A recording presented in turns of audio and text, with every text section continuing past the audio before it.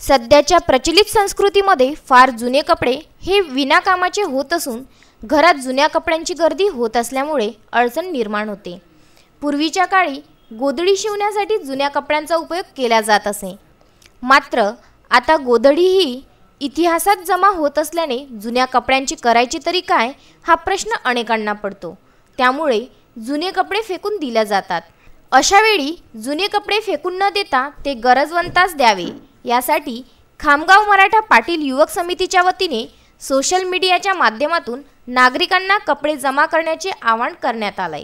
हे जुने कपडे बस स्थानक, रेल्वे स्थानक आणि गर्दीच्या ठिकाणी आढळणाऱ्या गरजू आणि बेवारस व्यक्तींना देण्यात येणार असल्याचं सांगण्यात आलंय। मराठा पाटील युवक समितीच्या वतीने सामाजिक बांधिलकी म्हणून वर्षभर विविध उपक्रम राबवत असते। त्याचप्रमाणे दरवर्षी गावातील गरीब विद्यार्थ्यांना शालेय साहित्याचे वाटप, छत्रपती संभाजी महाराज यांच्या जयंतीनिमित्त शेकडो सदस्यांचे रक्तदान शिबिर, आरोग्य तपासणी आदी उपक्रम राबविण्यात येते। सोबतच दिवाळीमध्ये फराळाचे वाटपही दरवर्षी करण्यात येते।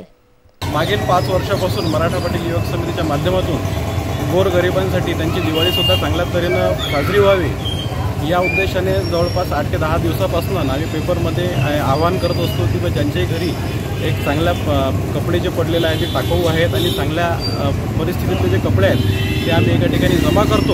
आमचे मराठा पाटील युवक समितीचे कार्यकर्ते ते सगळे प्रत्येकाच्या घरी जाऊन ते कपडे जमा करतात आणि गरिबांची, ज्या लोकांकडे घालायला कपडे नाहीत, खायला अन्न नाही, अशा गरिबांसाठी, अशा भिकारी लोकांसाठी मराठा पाटील युवक समितीच्या माध्यमातून आम्ही हे जमा केलेल्या कपड्यांचं वाटप हा प्रत्येक वर्षी दिवाळीच्या पहिल्या दिवशी, दिवाळीच्या पहिल्या दिवसाच्या अगोदर आम्ही हा कार्यक्रम घेत असतो। तर त्याच अनुषंगाने यावर्षीसुद्धा हा कार्यक्रम आम्ही केलेला आहे।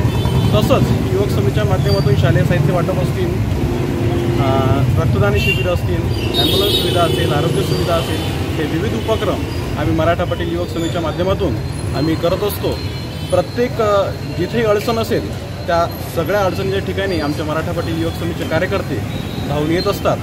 खामगाव येथून फारुख सर यांचा विदर्भ न्यूज करिता वृत्तांत।